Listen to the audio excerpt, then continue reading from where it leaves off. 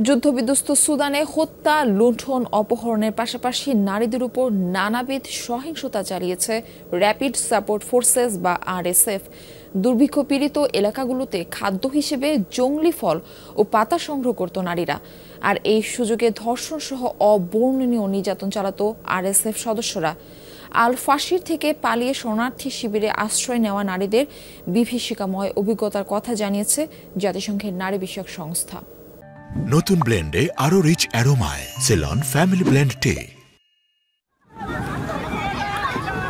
তীব্র খাদ্য সংকটে জর্জরিত যুদ্ধবিধ্বস্ত সুদান। আনুষ্ঠানিকভাবে আল ফাশির ও কাদুগুলি এলাকায় দুর্ভিক্ষ ঘোষণা করেছে আন্তর্জাতিক খাদ্য নজরদারি সংস্থা। জীবন বাঁচাতে বাধ্য হয়ে খাদ্য হিসাবে বন্য ফল এমনকি পাতাও গ্রহণ করেছে আল ফাশির এলাকার বাস্তুচ্যুত সুদানিজরা। বেঁচে থাকার তাগিদে এই বুনো পাতা সংগ্রহ নিয়েও রোমহর্ষক কিছু অভিজ্ঞতার বর্ণনা দিয়েছেন আল ফাশির থেকে পালিয়ে আসা তাওইলা শরণার্থী শিবিরে আশ্রয় নেওয়া নারীরা।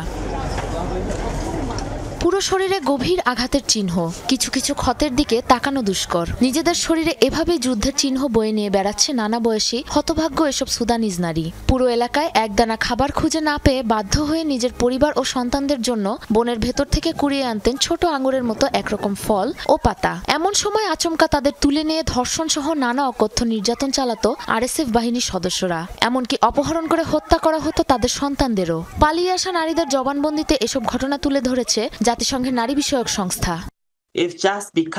তীব্র খাদ্য সংকটের মাঝে নারীরা বুনো পাতা আর ছোট ছোট আঙ্গুর খুঁজে বের করত সেগুলো দিয়ে স্যুপ বানানোর জন্য। এই কাজ করার সময় অপহরণ, ধর্ষণ সহ ভয়াবহ সব সহিংসতার মুখোমুখি হতে হতো সুদানের নারীদের। নির্বিচারে হত্যার পাশাপাশি পরিকল্পিতভাবে নারীদের উপর যৌন সহিংসতা চালাচ্ছে আরএসএফ। নারীদের শরীর যুদ্ধের অস্ত্র হিসেবে ব্যবহার করছে সুদানের বর্বর র্যাপিড সাপোর্ট ফোর্সেস। অভিযোগ জাতিসংঘের নারী বিষয়ক সংস্থার।